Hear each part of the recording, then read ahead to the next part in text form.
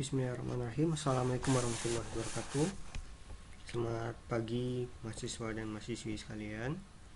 Kita pada hari ini masuk ke pertemuan 3 tentang pada mata kuliah sistem operasi. Nah, sekarang kita akan bahas tentang konsep dari sebuah proses. Sebenarnya terkait proses ini itu berjalan dalam pada prosesor ya. Ini berjalan pada prosesor, di mana karakteristik setiap prosesor itu berbeda. Maka kita bisa melihat bagaimana kecepatan dari sebuah prosesor itu juga berbeda, di mana konsep kecepatan pada prosesor itu adalah dengan mengandalkan unsur-unsur yang ada di dalam prosesor itu. Ketika sesuatu, misalnya prosesor itu dia bisa melakukan multiprogramming, maka itu bisa proses dalam prosesor menjadi cepat. Kalau dahulu sebelum dikenal multiprogramming, multiprocessing, prosesor itu berjalan lambat. Kemudian tahapan sekarang sampai ke depan itu pasti akan berkembang, dan mekanisme terkait cepat dan lambatnya prosesor itu juga tergantung pada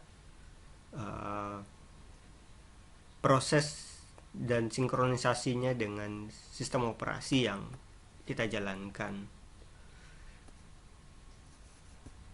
Oke. Jadi proses itu kita tahu ya, dia merupakan sebuah program yang dieksekusi.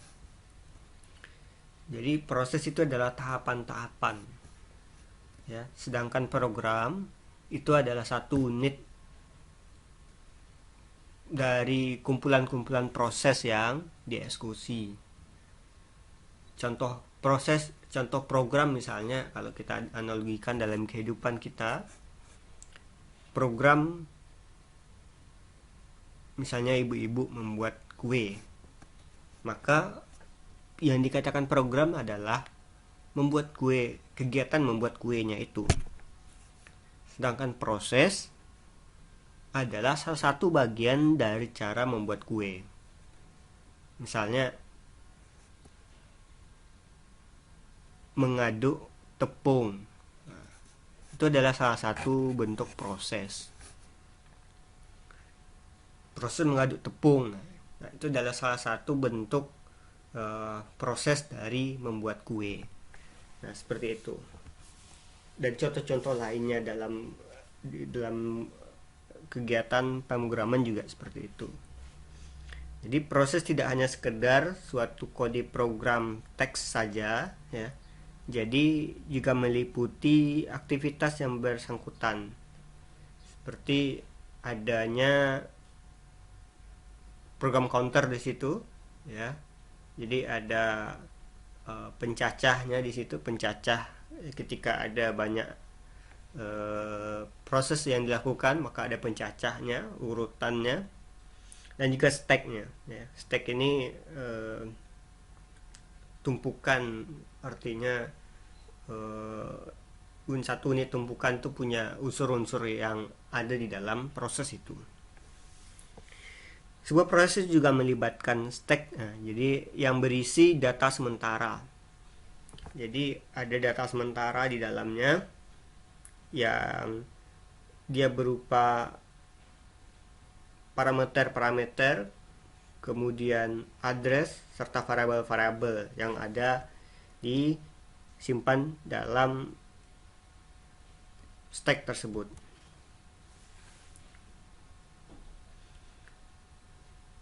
Ya, jadi proses adalah sebuah program yang diskusi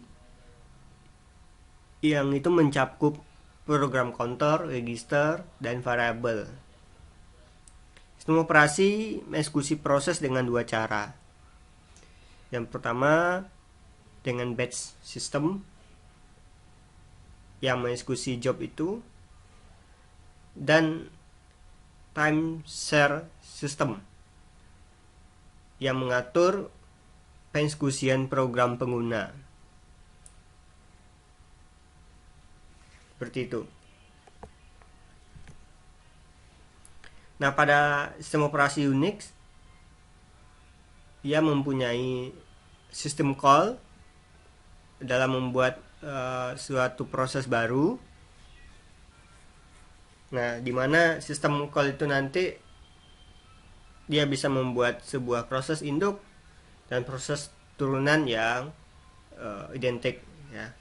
Jadi proses induk dan proses turunan ini bisa jadi ada dalam sebuah permintaan proses. Kita contohkan, misalnya kita ingin mengetik, ya, mengetik, maka misalnya kita ingin mengetik dalam bahasa Arab misalnya. Ketika kita ingin mengetik dalam bahasa Arab, sedangkan bahasa Arab itu belum terinstal, maka ada mekanisme di dalam aplikasi itu yang meminta kita untuk menginstal bahasa Arab. Nah, banyak seperti itu. Jadi sistem turunan itu seperti itu, ya. Jadi kita ketika ingin mengeksekusi sebuah program, harus misalnya ada sesuatu yang belum terpenuhi, maka ada proses anak yang harus dilakukan sebelum proses induk itu dilakukan.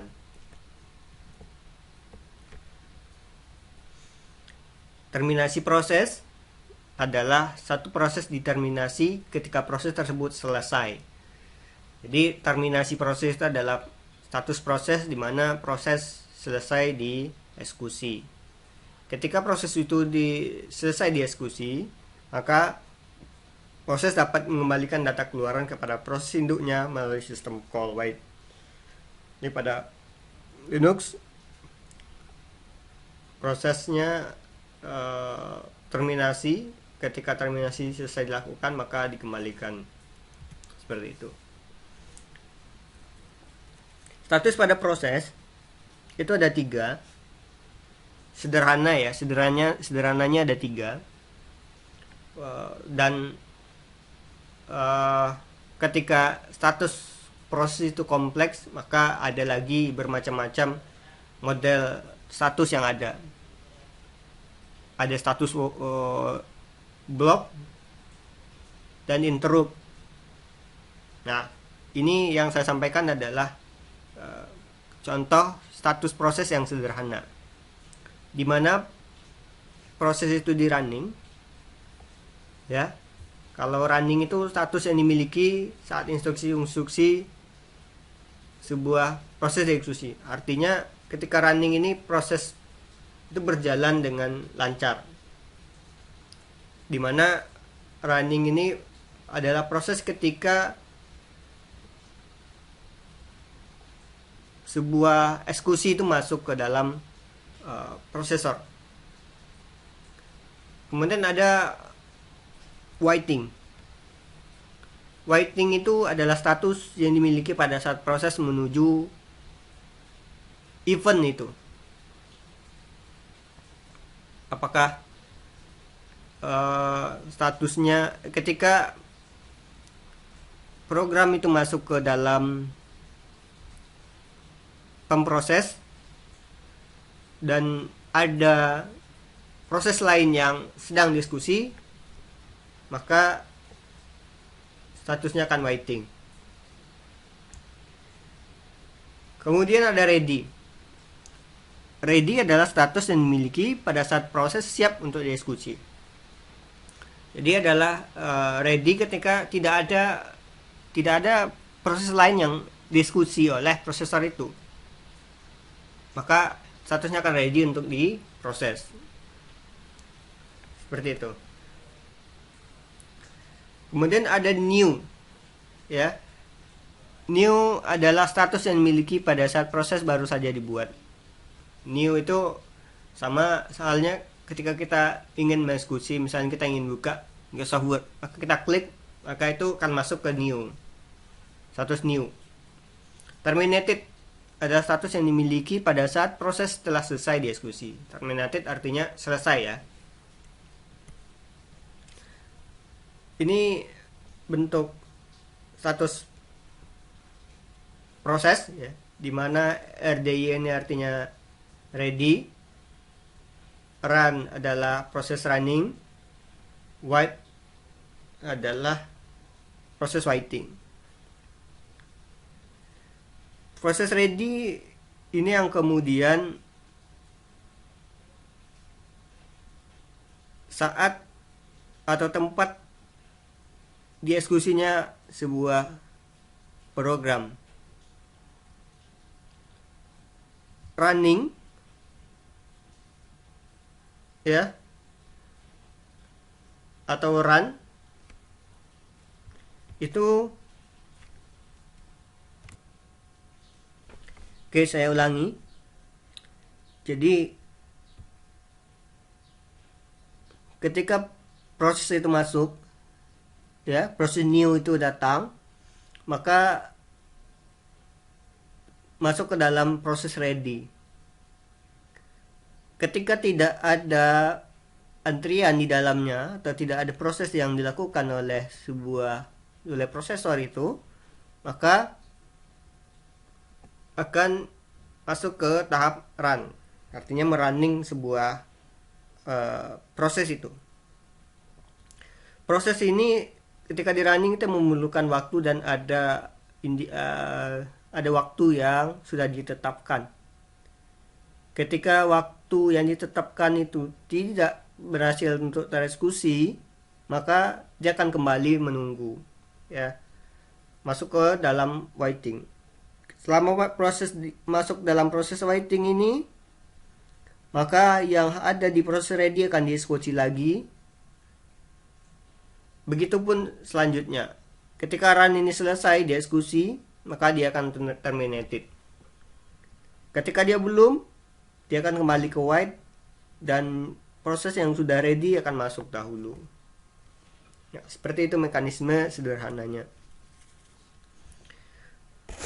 Maka untuk mengatur agar berjalannya proses itu berjalan dengan baik, maka dikenal dengan adanya proses control block, di mana setiap proses itu digambarkan dalam sistem operasi dalam sebuah proses control block PCB.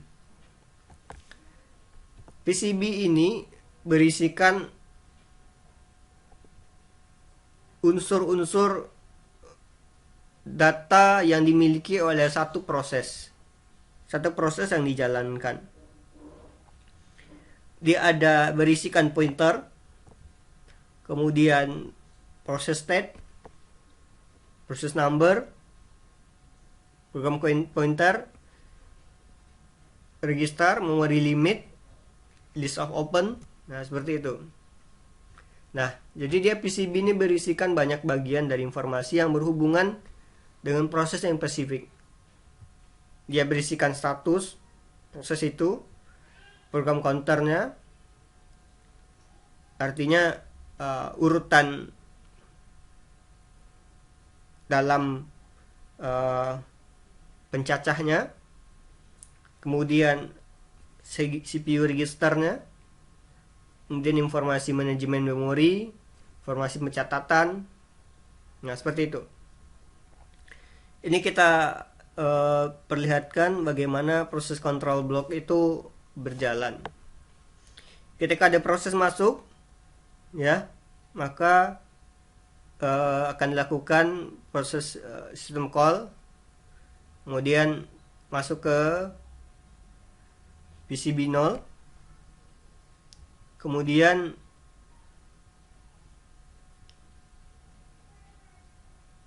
akan langsung dieksekusi. Nah, ketika tidak ada antrian, ya, maka akan langsung dieksekusi saja.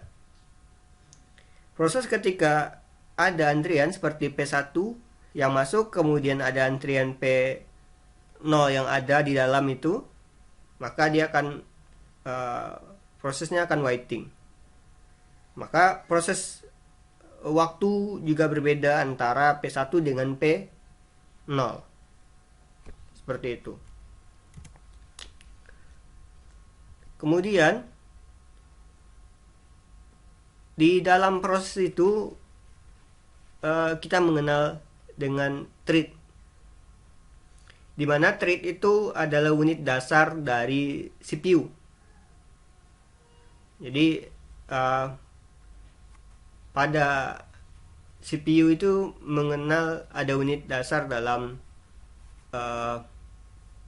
pengelolaan proses, di mana dia terdiri dari ID thread, program counter, register, dan stack. Thread ini sifatnya berbagi kode dengan thread-thread lain, sehingga mekanisme proses itu dilakukan dengan cepat. Kita contohkan, misalnya kita ingin mengprint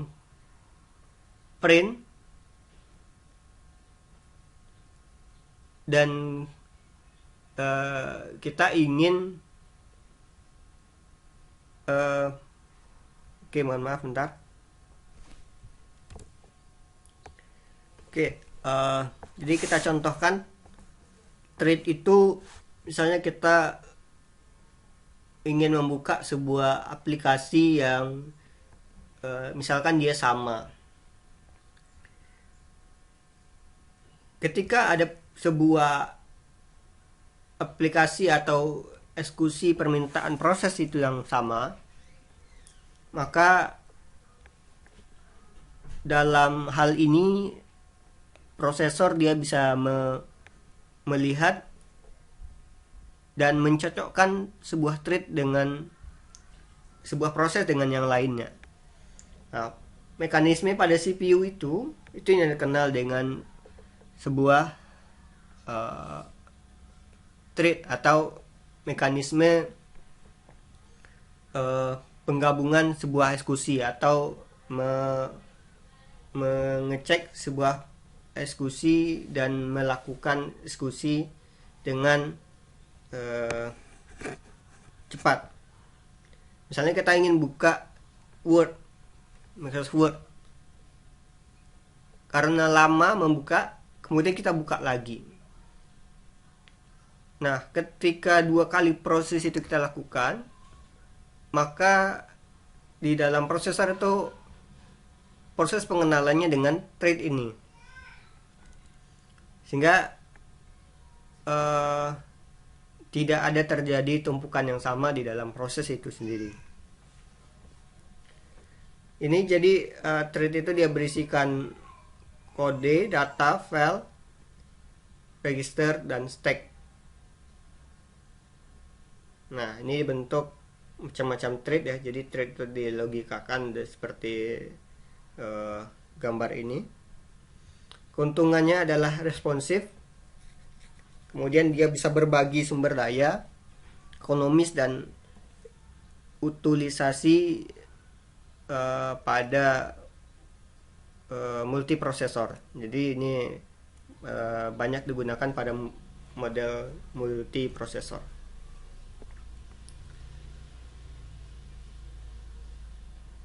Kemudian thread itu uh, thread kernel didukung langsung oleh sistem operasi. Proses pembuatannya, penjadwalan, dan manajemen threadnya dilakukan oleh kernel pada kernel space. Jadi thread itu adalah bagian dari prosesor, dan kemudian dia didukung oleh sistem operasi dalam pengelolaannya. Ya, jadi thread diatur oleh kernel atau mesin, dalam hal ini mesin, kernel mesin. Karena itu, jika sebuah thread menjalankan blocking system call, maka kernel dapat menjadwalkan thread lain di aplikasi untuk melakukan eksekusi. Jadi ketika ada sebuah blocking aplikasi, maka CPU akan menjadwalkan di thread lainnya. Pada lingkungan multiprosesor, ya, kernel dapat menjalankan thread-thread pada prosesor yang berbeda. Contoh sistem operasi yang mendukung kernel thread adalah NT, Unix, dan lain semacamnya. Sekarang kan multiprosesor itu sudah menjadi bagian dari prosesor itu sekarang. Jadi konsepnya adalah many to one, ya, di mana satu proses kemudian ada thread-thread yang sudah ada, kemudian satu proses itu punya satu threadnya. Ada yang kemudian banyak proses, kemudian dia dijalankan oleh banyak thread yang ada.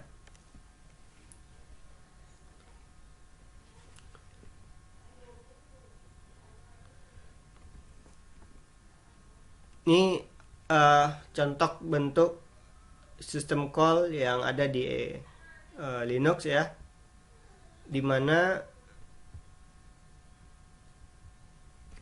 proses thread itu pada Linux dilakukan dengan mekanisme seperti ini. Semua thread diduplikasi, ya, jika fork dipanggil oleh salah satu thread. Jadi proses baru, ya, ini ibaratkan proses baru dipanggil oleh sebuah thread, maka semua thread diduplikasi, kemudian hanya thread yang memanggil fork, ya. Jika thread memanggil exec system call, maka program yang dispesifikasi di parameter exec akan mengganti seluruh proses termasuk thread dan LWP. Ini bentuk pembatalan thread. Jadi prosesnya ada dua. Yang pertama sinkronus, yaitu thread ketika itu juga diberhentikan. Nah, kemudian ada defer cancellation, yaitu target thread secara periodik memeriksa apakah dia harus berhenti. Nah, cara ini memperbolehkan target thread untuk memberhentikan dirinya sendiri secara terurut.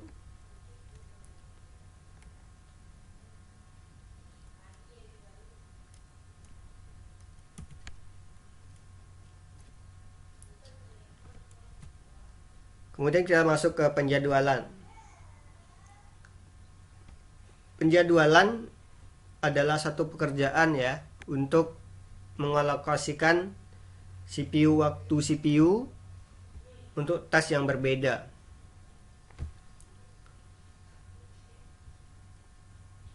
Kemudian ada dua algoritma penjadwalan, ya.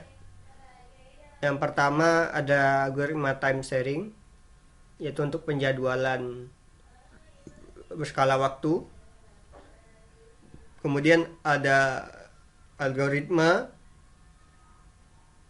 berdasarkan tugas real time, di mana di sini akan ada proses prioritas yang kemudian menjadi ciri khas dari algoritma ini, di mana ketika ada proses yang mutlak dijalankan dan prioritas, maka itu menjadi diprioritaskan untuk dijadwalkan. Ini bentuk konsep penjadwalan. Ada decision mode, ada priority function, kemudian ada arbitrary rule ya. Decision mode ini adalah yang didahulukan adalah keputusannya. Kita ingin keputusannya seperti apa. Kemudian prioritas function, di mana ada hal yang diprioritaskan. Kemudian ada rule arbitrase, di mana kita inginkan ada rule yang berjalan di situ. Nah, makanya ada algoritma penjadwal macam-macam. Yang sederhana ada first in first out, last in first out, shortest job next, shortest remaining time, round robin, multi-level feedback. Ini tidak semua akan saya jelaskan. Kita akan menjelaskan hanya beberapa saja. First in first out ya, ini seperti antrian, dimana yang antrian masuk pertama maka itu yang akan diskusi. Kemudian berikutnya ketika ada antrian satu selesai maka lanjut dengan antrian kedua, ketiga, dan seterusnya. Last in first out ini bentuk seperti tumpukan buku. Jadi ditumpuk dulu.